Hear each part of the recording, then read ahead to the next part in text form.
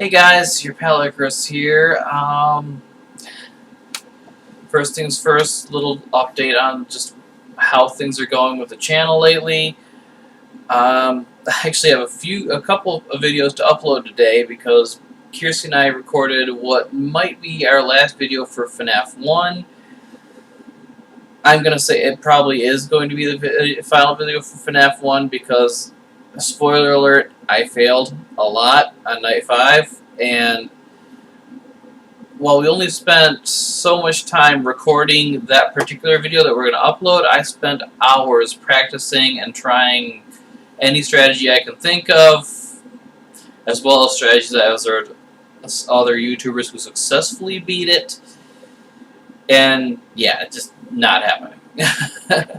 I might come back to it and try yet again after enough time that I forget how badly I failed for hours and hours and hours. But with the nature of how our channel runs, with the fact that we don't edit and cut things out, we just record and post, it'd be pretty boring for me to record every single attempt because you guys would be sitting watching for hours of failure that will oftentimes be failing the exact same way. Also got another video of Change. That was a nice, interesting game. And I'm nowhere near the end of it, I don't think.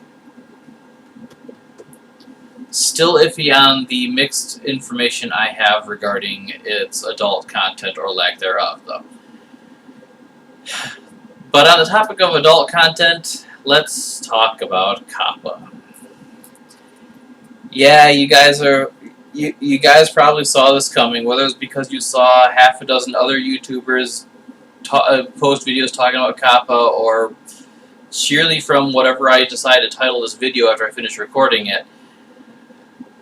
It's a big deal, and to be honest, it shouldn't be a big deal to this channel because we're so incredibly small compared to the millions upon millions of The Rock's YouTube videos out there.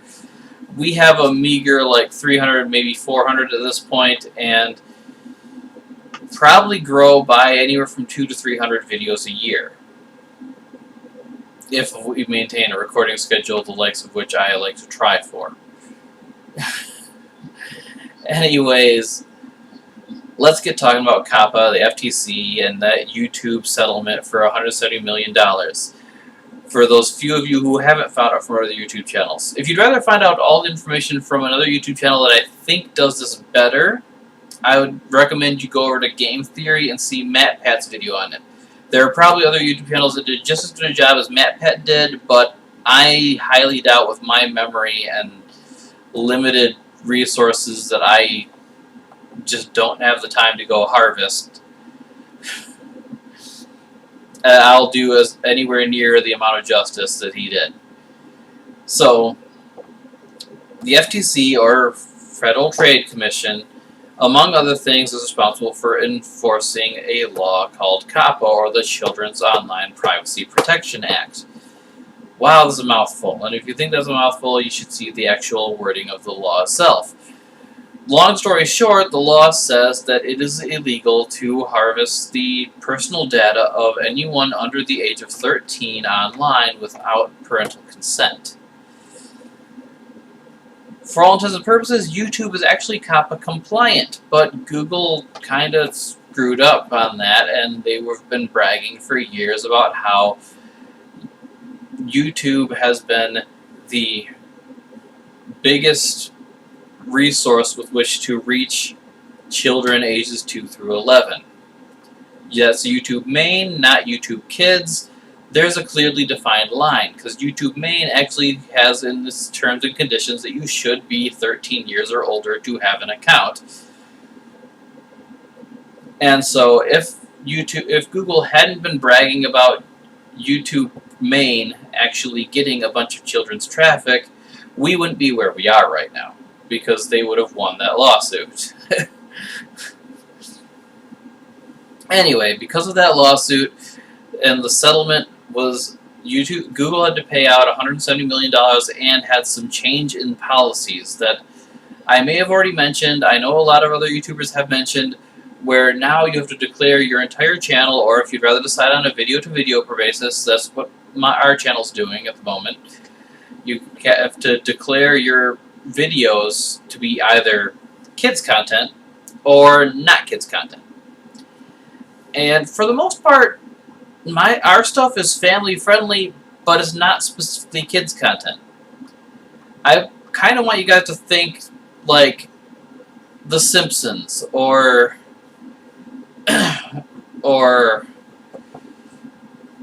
Hey Arnold or Rocko's Modern Life. Rocko's Modern Life is a real big one. All those cartoons are essentially seen as children's entertainment, but every single one of them has mixed in all kinds of adult jokes. Some of them have even snuck in some swearing here and there.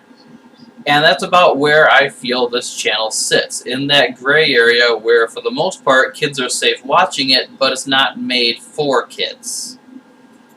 I'm sure this makes sense to you guys, and I'm sure this makes sense to Google, but no one really knows if it makes sense at all to the FTC.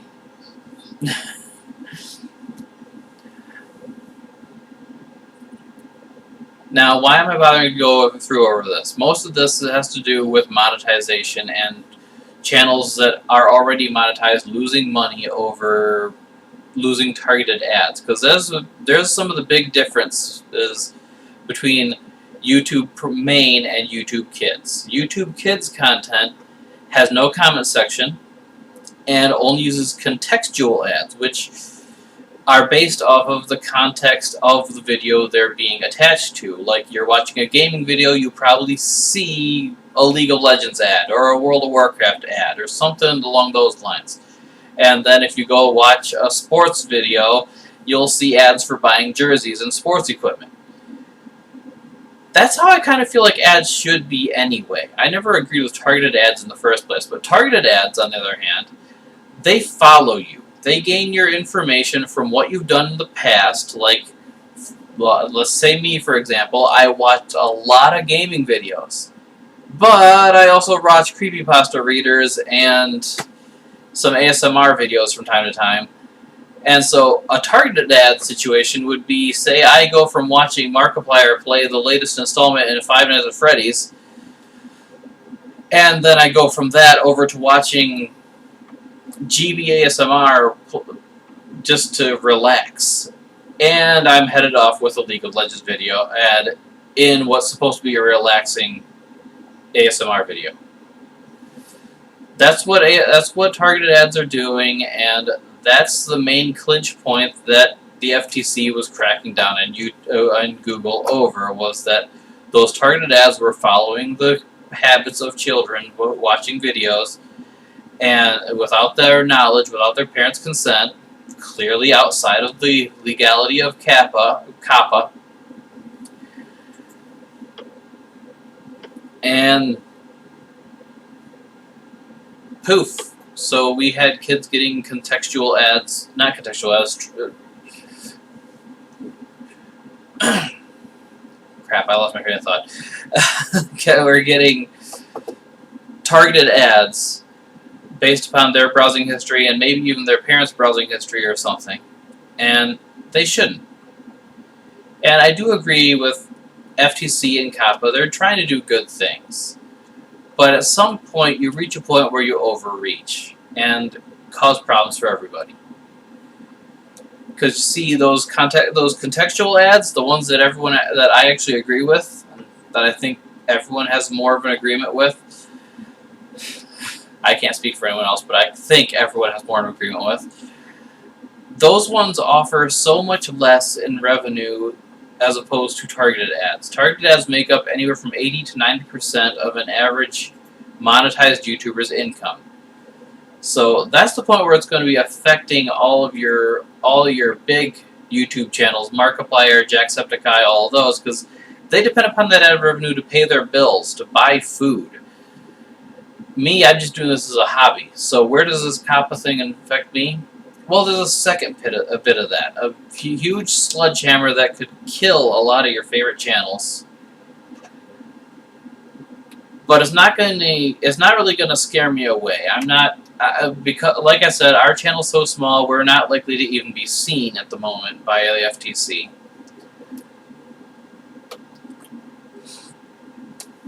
With that new classification of either for kids or not for kids comes with the responsibility to do that.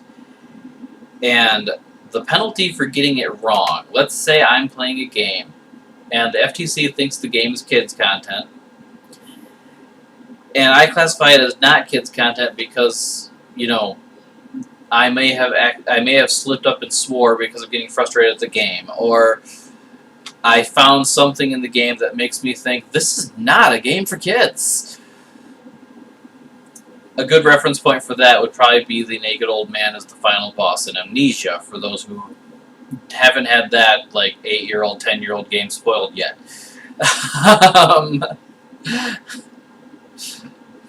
Yeah, that would definitely make me think, huh, this game is definitely not a kid's game. If nothing else already that I've seen in Amnesia that are sent made me think it's not a kid's game, that would definitely make me think, no, this game is not for kids, so this video is not for kids.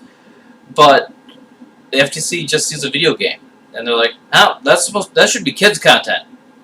The consequences for having that disagreement with the FTC, and if I can't fight them on it, which I might try to, but I might not have the resources to succeed. The consequences for that disagreement, essentially being wrong about my own content, is a fine to the tune of around $40,000 per video. Now, I don't have that kind of money, especially if multiple videos get hit. So, if the FTC decides to review me and thinks I'm wrong about whether or not my content should be considered kids content or not, I'm probably going to go to jail. It's a very serious situation, but I try to laugh it off as much as I can because of how greatly the odds are in my favor of simply not being noticed. Unless the channel grows, which I actually hope it does grow, but with that growth comes the risk of being seen and getting in trouble. A lot of channels have been answering this by saying, well, I'll just start my video with a string of swear words to say that, so the FTC, seeing the beginning of the video, will clearly see that this video is not meant for children. So before they even get to whatever game I might be playing or whatever art tutorial I might be doing. And I guess that might fit. Kiersey's been thinking we should do the same thing. But I do have young nieces and nephews that sometimes watch my channel. And while they are growing up, and well, some of them have just straight up lost interest, I would like them to have the courtesy of me not being, with me not spewing out a slew of words they shouldn't be allowed, that they're not allowed to say. That being said, I probably won't try to censor myself as much, because the less I censor me, the more adult my videos look, to the FTC maybe. And I never agreed with censorship or the concept of bad words anyway. It just seems dumb. Mark Twain has been quoted as saying that censorship is like telling a man he can't have steak because a baby can't chew it. And that's it. That would be the video, except I do want to tie this a little bit back to gaming, rather than just being a boring old, well, this is the news today upload. And with my stance in regards to this FTC COPPA issue, it makes me think about alignments in D&D, Dungeons & Dragons, or Pathfinder, or GURPS, or whatever the latest tabletop RPG being advertised or played is gonna be from now to eternity. And how, when I first got into Dungeons and Dragons, one of the initial mistakes that I made was just not bothering to get a proper understanding of alignments. I ignored the fact that lawful evil and chaotic good even exist, and I just treated lawful good as a extension of or higher level of good, and chaotic evil as a more evil level of evil. I want to say, well, I want to hope anyhow, that I am not alone in making that mistake. And I have since gained a much better understanding of alignments, little by little, but it didn't fully snap into place for me until recently when I saw a post that explained it by breaking it up into pieces. Essentially, your alignment in these games is made up of two components. Your personal morality, which is where the good and evil come into play, versus your social morality, where the law and chaos side of things comes into play. So, a good person cares more about others than they do about themselves. Think the hero in most stories that you read, or watch, or play, where the hero is doing good things at the expense of themselves because it helps someone else. While an evil person cares more about themselves than others, and that is a good way to identify most villains, if they do perform selfish acts. Pretty easy so far, right? Whereas law and chaos, a lawful person thinks rules are good. Rules help people. They think that rules help with their goals in whatever way, shape, or form that they are doing things. And a chaotic person, it's not that they're random, it's not that they're unpredictable, it's that they have a disdain for law. They say the law gets in the way of what people are trying to do. It gets in the way of people's freedom. So, I was going to have a grid and some other visual aids for this, but let's just go over all 9 of the alignments now with that extra understanding.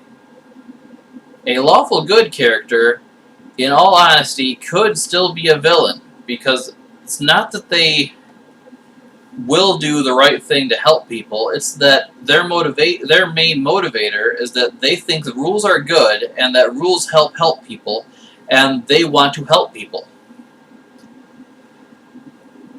So I've got a villain, uncreatively named Damien, that I used to roleplay back when role-playing in chat rooms, who is an elf that thinks humans are poisoning the planet, as so many stories include the plot line of humans poisoning the planet. But he's not going to straight up murder them. He actually will follow their laws. And instead of trying to kill them himself, he tries to manipulate their political system to make humans kill each other.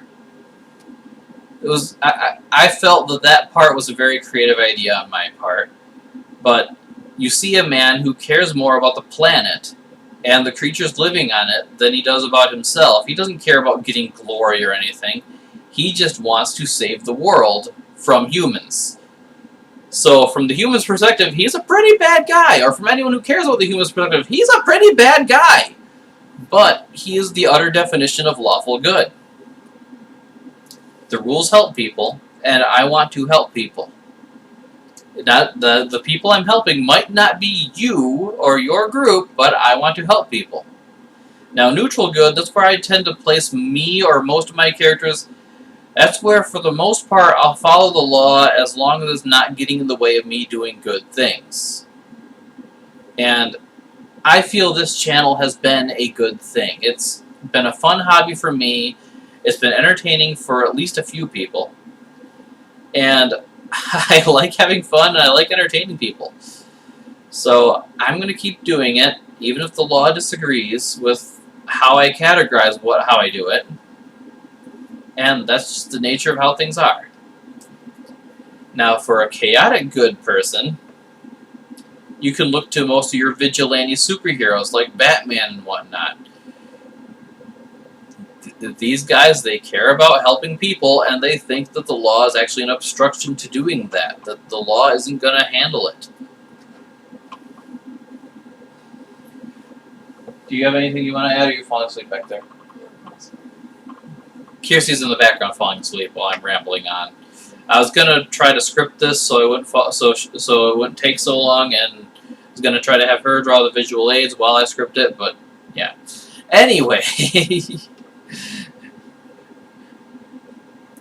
on the neutral lines where things get a lot harder to think about, because when you're talking good evil, the neutral path is honestly quite boring. You don't care about others any more than you care about yourself, and so the neutral good is just, I mean, the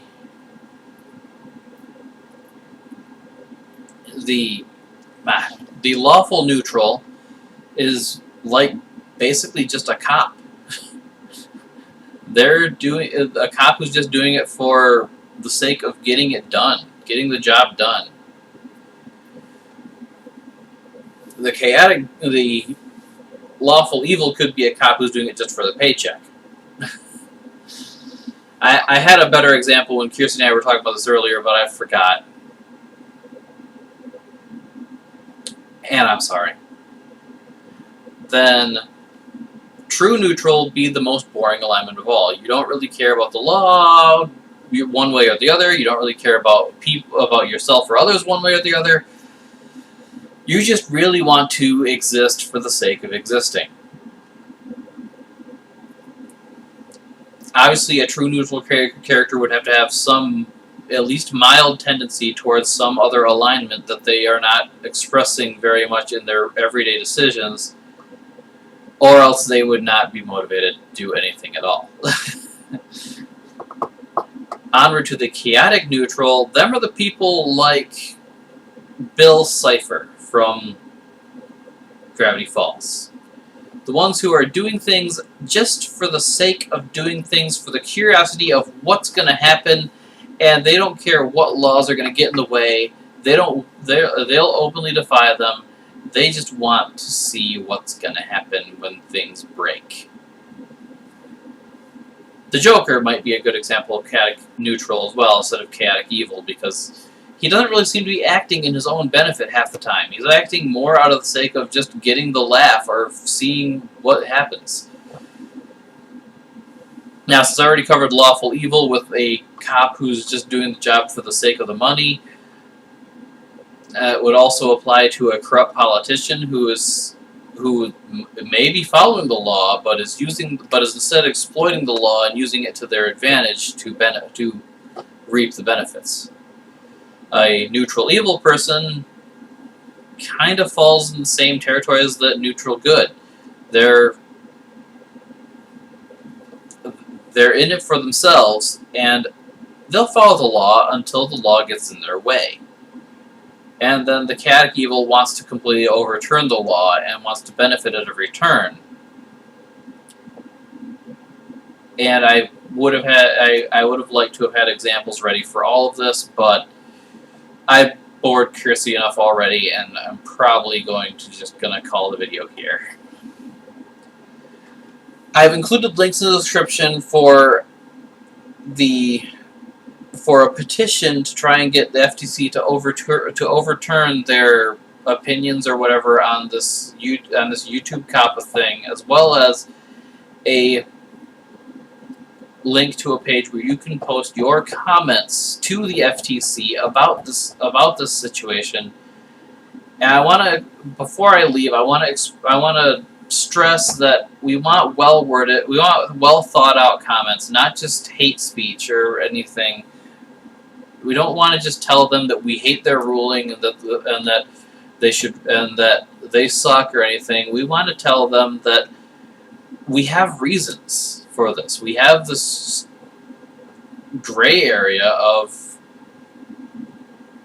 of content that isn't specifically for kids, but that kids might still see, and we can't do anything to stop it. If a kid's going to lie and say they're over 13 to make a YouTube account, or they're going to get on using their parents' account, it shouldn't be a YouTuber's job to keep kids from seeing their content. It should be the parents paying more attention to their children. And, yeah. We shouldn't just flame the FTC for this. These people are just doing their jobs, trying to protect kids. But at the same time, if we can, with thoughtful comments, change their minds, it'd be a better YouTube for everybody. That's it. Bye-bye. See you next video.